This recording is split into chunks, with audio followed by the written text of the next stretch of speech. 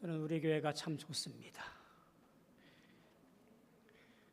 새삼 우리 교회가 참 좋은 교회라는 것을 느끼곤 있습니다. 물론 예배당 건물이 현대적인 것도 아니고요. 주변을 압도할 만큼 웅장한 건물도 아닙니다. 1000명, 10,000명 대형 교회도 아니고요.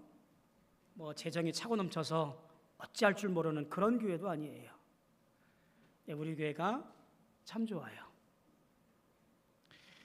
이유는 한 가지죠. 한 믿음 안에서 우리 장로님 기도하셨지만 신앙의 한 지향점, 목표, 사도행전적 교회, 초대교회의 모습을 닮아가고 그리고 그렇게 회복되어지기를 간구하고 기도하고 살아가는 우리의 모임, 그 모임이 참 좋습니다. 여러분 어떻습니까? 참 좋은 교회지요? 물론 교회 안에 늘 웃음소리하고 좋은 이야기만 있는 것 아닙니다. 우리 교회도 갈등이 있을 수 있고요. 시기하고 질투할 수도 있습니다. 의견 충돌이 있을 수도 있습니다. 그런데 우리는 사도행전적 교회를 이루기 위한 신앙적 목적이 같기에 우리의 모임은, 우리의 신앙생활은 아름다운 것입니다. 믿음으로 모여서 예수님께서 명령하신 그 사역들을 서로 합력하여 조금씩 이루어가고 있기에 우리 교회가 아름답고 좋은 교회라고 하는 이야기예요. 그렇지요?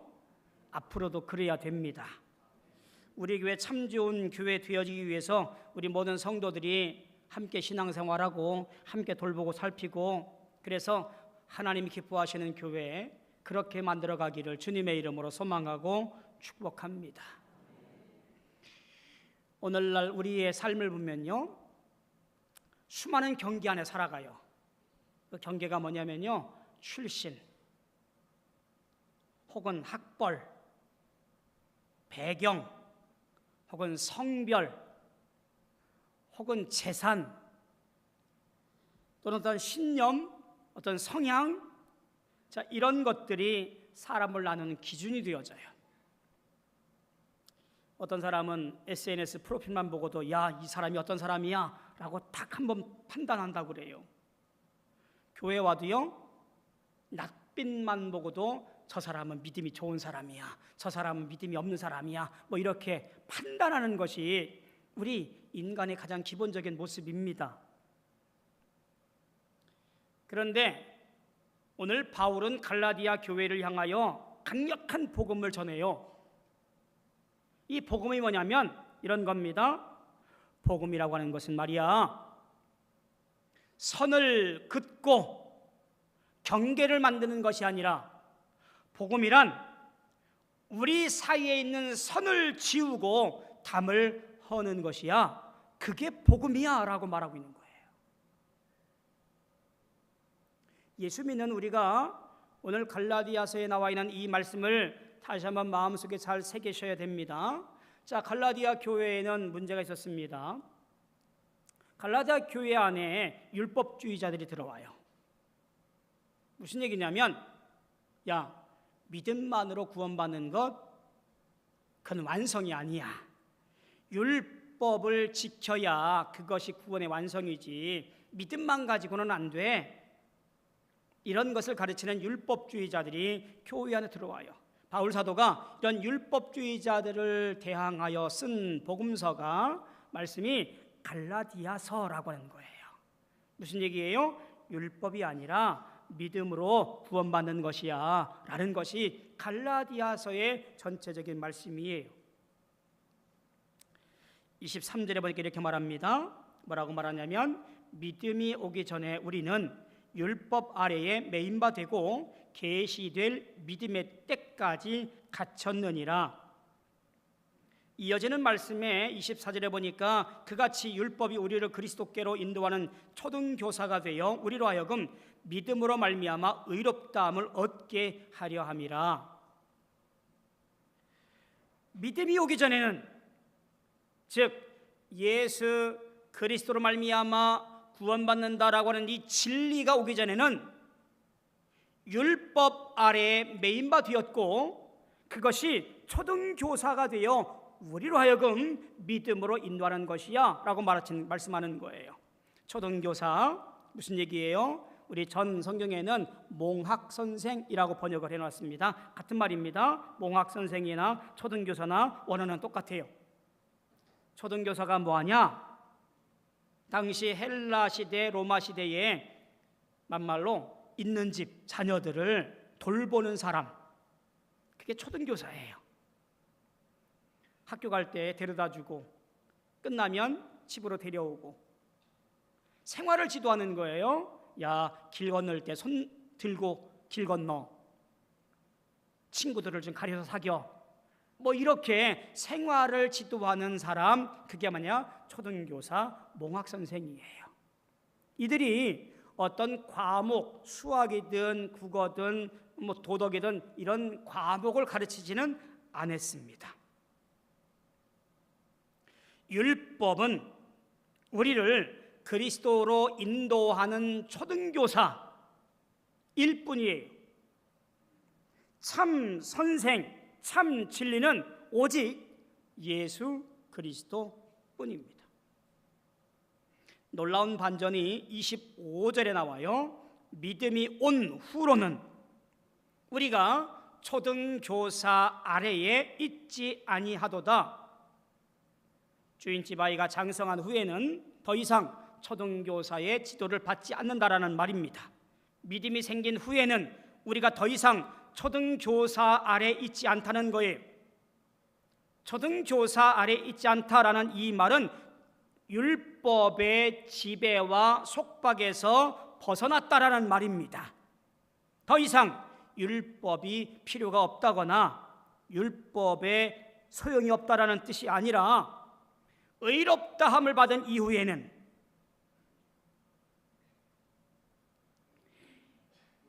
율법이라는 것이 효력이 없고 소용이 없지만 우리 행동에 있어서는 유익하거나 때때로 필요한 점도 있다라고 가르치고 있는 것이 바울의 가르침이에요. 이런 거지요. 주인집 아이가 장성한 이후에 초등교사가 율법이 필요 없지만 어릴 적에 습관화되었던 것들, 야, 코 올리지 마라, 위생이 안 좋아, 길 건널 때 조심해야 돼, 좌우를 살피고, 이런 것들이 몸에 배어 있는 거예요. 기본적인 윤리가 습관화되어 있고 체득되어 있다는 것을 보게 되어지지요. 그래서 이 율법이 초등교사가 필요한 거였습니다. 그런데 분명한 것이 있어요. 율법은 죄를 드러나게 하지만 우리를 구원할 능력은 없습니다. 그러니까 율법은 죄인인 우리를 깨닫게 하여 구원의 완성인 그리스도께로 인도하는 길잡이일 뿐이에요. 목적지가 어디예요? 예수 그리스도입니다. 우리의 죄를 깨달아 알게 하고 예수께로 나아가 믿음으로 구원을 받는 것, 그것이 율법이 해야 할 일입니다. 따라서 우리가 믿음으로 말미암아 우리는 하나님의 아들이 되었습니다. 이 말은 뭐예요? 단순히 종교인, 주일이니까 교회 가야 되고, 모이라니까 모이고, 영혼 없이, 의미 없이 그렇게 신앙생활하는 종교인이 아니라 하나님과의 깊은 관계, 인격적 관계를 맺는 자녀됨을 의미합니다. 더욱이 27절에 보니까 뭐라 되어 있어요? 누구든지 그리스도와 합하기 위하여 세례를 받은 자는 그리스도로 옷 입었느니라. 우리에게 세례로 말미암아 그리스도와 연합되었다라는 이야기입니다. 옷 입었다라는 것은 무슨 얘기냐면 내 신분이 바뀌었다라는 얘기입니다. 내가 변화되었다라는 얘기입니다. 그러니까 내 존재, 내 정체성이 바뀌었다라는 얘기예요. 죄인이었던 내가 예수로 말미암아 변화되어 의인이 되었다라는 말이에요. 내 존재의 변화예요. 28절은 바울에게 있어서 혹은 그 당시에 있어서 굉장한 놀라운 선포입니다. 충격적인 선언이라고 봐도 되겠지요. 너희는 유대인이나 헬라인이나 종이나 자유인이나 남자나 여자나 다 그리스도 예수 안에서 하나이니라. 지금은 우리가 이거를 무덤덤하게 보고 있습니다만 이 당시 유대인과 헬라인, 이방인과 선민은 같이 할 수 없습니다. 종이나 자유인 더더욱 그렇습니다. 계급이 추출했던 세대인데요. 남자나 여자 동석할 수 없어요. 감히 여자가 남자 앞에서 이러니 저러니 할 수 없는 시대입니다. 그런데 여기 이렇게 선포합니다. 예수 안에서 다, 모두가 다 하나이니라 라는 선포입니다. 잘 기억하세요. 단순히 영적인 평등을 말하는 것이 아니에요. 실천적 공동체 안에서 모든 사회적 장벽이 다 무너져버렸다라는 선언이에요. 미국은 오래전에 이런 교회가 있었다고 하지요. 흑인 교회, 백인 교회 나눠져 있습니다. 흑인만 들어갈 수 있는 교회가 있고요, 백인만 들어갈 수 있는 교회가 있다고 해요. 물론 지금은 법적으로 그렇지 못합니다. 차별법이 금지되어 있으니까요. 모두가 다 들어갈 수 있어요. 미국의 남부 지역은 조금 이 보수적 색채가 강해서 지금도 그런 구별이 조금 심합니다. 남부 지역에 있던 한 교회에서 프리덤 하우스라는 교회에서 담임 목사가 안내위원들에게 이메일을 보내요. 자, 이번 주부터 교회 정문에서는 안내위원들은 전부 백인만 서세요. 어떻게 됐을까요? 난리가 났지요. 지역 신문에서 인종차별이다 뭐다 해서 난리가 났습니다. 당연히 흑인 교인들도 반발이 세겠지요. 담임 목사가 이렇게 설명을 합니다.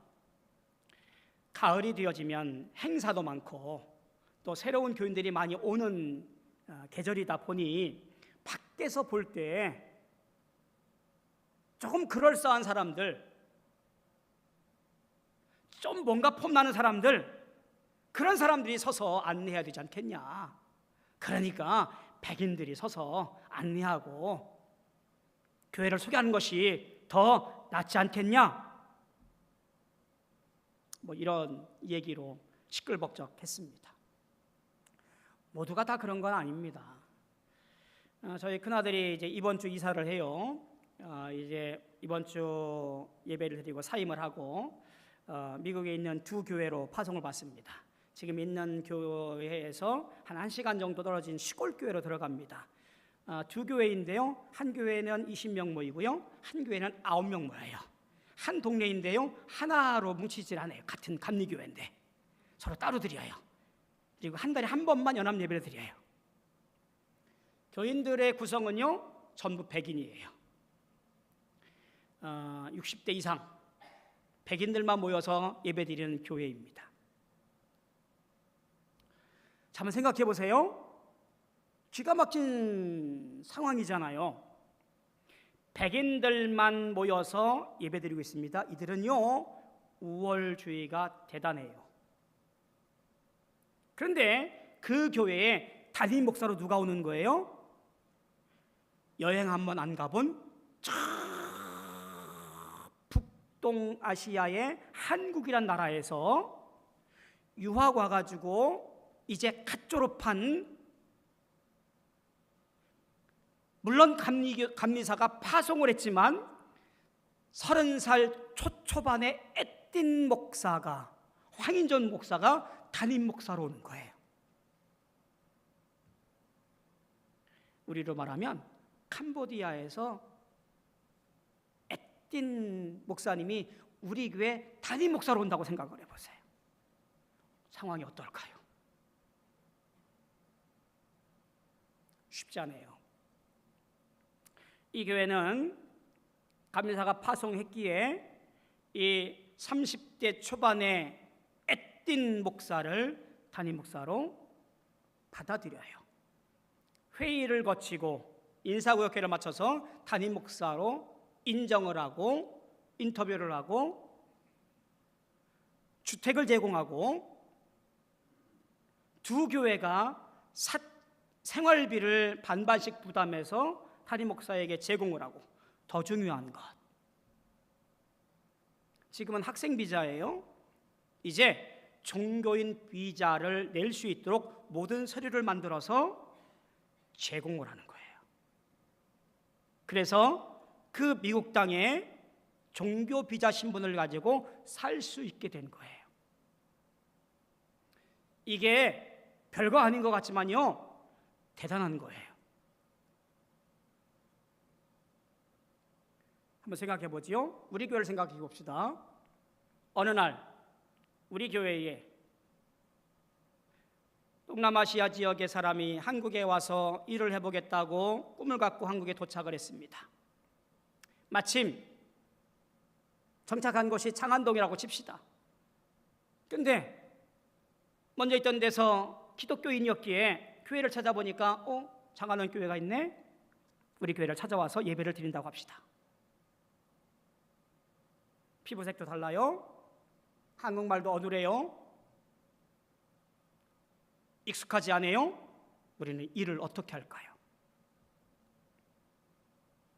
실제로 시골에 가면 이런 교회들 많습니다. 제가 목회했던 시골 교회도요, 몽골 사람이 교회 와서 함께 신앙생활했고요, 제 고향 교회도 가보니까 중국인들, 다른 여러 곳에서 온 사람들이 교회 와서 함께 신앙생활하고 있어요. 우리 교회도 안 그러한 법 없어요. 어떻게 할까요? 성경은 뭐라 그러냐면 예수 그리스도 안에 있으면 다 하나라고 말합니다.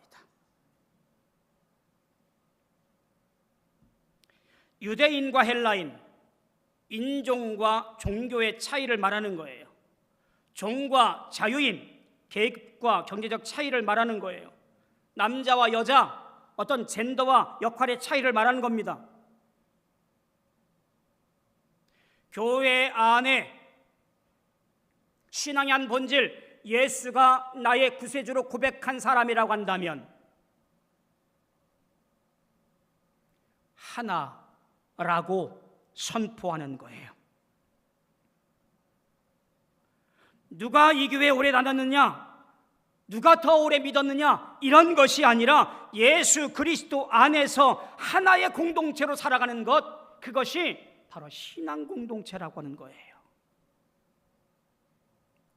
여러분은 잘 기억하셔야 돼요. 우리 교회 안에 신앙 공동체의 일원으로 예수를 믿음으로 고백하고 함께 초대교회의 정신을 기억하고 믿음으로 살아가겠다라고 하는 하나님의 자녀로서의 교회 일원임을 기억해야 됩니다. 코로나 이후에 교회들의 걱정이 뭔지 아세요? 교회 충성도가 떨어졌다고 그래요. 주인의식이 사라졌대요. 그러니까 11조가 줄고요, 특별헌금이 줄고요, 감사예금이 줄어요. 사실은 우리 교회도 그렇습니다. 11조가 예전 같지 않고요, 감사헌금도 그렇습니다. 재정적으로 나아질 기미는 안 보여요. 오늘 내가 그리스도 안에서 하나의 공동체, 장안원이라는 신앙 공동체로 모여서 함께 합력하고 함께 기도하며 믿음의 길을 걸어가기로 결단하고, 그리고 그 앞에 충성해야 되는 것이 바로 여기에 있어요. 그럼 도대체 이 말씀이 오늘날 우리 교회에 어떤 메시지를 던져주나는 얘기예요. 첫째는 앞서 말씀드렸지만 우리 모두는 다 하나님의 자녀임을 선포해야 됩니다. 우리는 이것을 정체성이라고 하지요. 너는 그리스도 안에 있는 자야, 그리스도로 옷 입은 자야, 이 진리를 붙잡아야 자유를 누릴 수가 있습니다. 기억하셔야 돼요. 정체성은 성취가 아니라 은혜에 의해 세워지는 겁니다. 자, 26절 보니까 이렇게 말합니다. 너희가 다 믿음으로 말미암아 그리스도 예수 안에서 하나님의 아들이 되었으니 무엇을 해서 얻는 것이 아니라 믿음으로 얻는 것입니다. 그게 우리 정체성이에요. 내가 하나님의 아들이라는 정체성이에요. 그저 세상 속에 속한 사람이 아니라 나는 누구라고 하냐면 하나님의 아들이라고 하는 이 신분의 정체성이 어떤 내 노력의 결과가 아니라 하나님께서 값없이 주시는 은혜의 선물이라는 이야기입니다. 어떤 취업처럼 내가 지원해서 따내는 것이 아니라 아버지께서 품으신 자리라는 얘기예요. 두 아이가 대화를 하고 있습니다. 한 아이는 본인이 입양된 사실을 알아요. 그래서 이 입양된 아이가 친구에게 말합니다. 야야, 너는 엄마가 낳은 애지? 나는 말이야, 엄마가 선택한 애야. 저는 그 말을 듣고요, 이게 복음이라고 생각이 되어져요. 우리는 누구냐면 하나님께서 선택한 사람이에요. 하나님께서 입양한 사람이에요. 내 능력이 있어서, 내가 잘나서, 내가 똑똑해서 그래서 구원받은 사람이 아니라 하나님이 선택해서 너는 내 거야 라고 하는 정체성을 가진 사람이어야 된다는 말이에요. 또 한 가지 보게 되어지면 그리스도로 옷 입은 자, 새로운 존재라는 말입니다. 27절 보니까 누구든지 그리스도와 합하기 위하여 세례를 받은 자는 그리스도로 옷 입은 자라. 앞서 말씀드렸지만 옷 입는다는 것은 무슨 얘기예요? 신분이 바뀌었다라는 말입니다. 죄의 옷을 벗고 수치의 옷을 벗고 그리스도로 옷 입은 자입니다. 옷을 새로 입기 위해서는 뭘 해야 되냐면 헌 옷을 벗어야 돼요. 더러워진 옷을 벗어버려야 새 옷을 입는 거예요. 내 죄와 시기와 질투와 분냄과 탕쟁과 분열과 인간이 갖고 있는 모든 잘못된 것들을 다 벗어버리고 예수의 영광과 의, 사랑과 생명을 입는 존재, 그것이 누구냐면 저와 여러분들이에요. 옛사람은 말합니다. 야, 너는 실패자야. 너는 가치 없는 존재야. 이렇게 속삭일 때 새 옷을 입은 우리는 성령께서 이렇게 말씀하시는 거예요. 얘야, 너는 내가 사랑하는 자야. 너는 이 땅에서 가장 가치 있는 존재야. 요즘 사람들은 SNS에 좋아요, 이 숫자를 보고 기뻐하고 그리고 자신을 평가한다고 합니다만, 그러나 하나님의 사람들은 달라야 되지요. 십자가에서 다 이루었다 말씀하신 예수님께서 우리의 삶을 이미 가치 있는 삶으로 만드셔 주셨음을 믿고 감사해야 되는 거지요. 그런 우리가 해야 할 것이 있습니다. 바로 차별 없는 공동체, 새로운 교회 가족의 일원으로 함께 만들어가야 되는 의무가 있습니다. 교회는 이런 것으로 오해합니다. 비슷한 사람끼리 모인 곳. 여러분, 교회는요 비슷한 사람끼리 모인 곳이 아니에요. 교회는요 서로 다른 사람들이 모여 있는 공동체입니다. 그러니까 세상에서 교회를 볼 때 이해가 안 되는 모임이에요. 생각도, 출신도, 배경도, 배운 것도, 가진 것도 다 달라요. 근데 함께 모여서 주의 일을 감당하고 세상의 소금과 빛이 되는 역할들을 감당한다는 말이죠. 왜 그래요? 이유는 한 가지예요. 예수가 나를 위하여 십자가에 죽으시고 그 죽으심으로 말미암아 내가 구원받아 기쁨과 감사함으로 주신 사명 감당하여 오늘도 힘을 내어 살아갈 수 있기 때문에 그래요. 그런 사람들이 모인 곳, 그것이 어디예요? 교회잖아요. 그것이 어디예요? 우리 교회잖아요. 다른 사람들이지만 믿음으로 하나 되어 살아가는 공동체. 다르지만 우리는 그 다름을 넘어서서 주님의 십자가로 하나가 되어서 마지막 주신 사명 감당하여 영광 돌리겠다라고 힘을 내는 것, 그것이 우리 교회이고 복음이잖아요. 28절에 바울은 강조합니다. 유대인이나 헬라인이나 종이나 자유인이나 남자나 여자나 다 그리스도 예수 안에서 하나, 가족이 되었다라는 말이에요. 가족은 이렇게 말하더라고요. 피로 연결된 곳.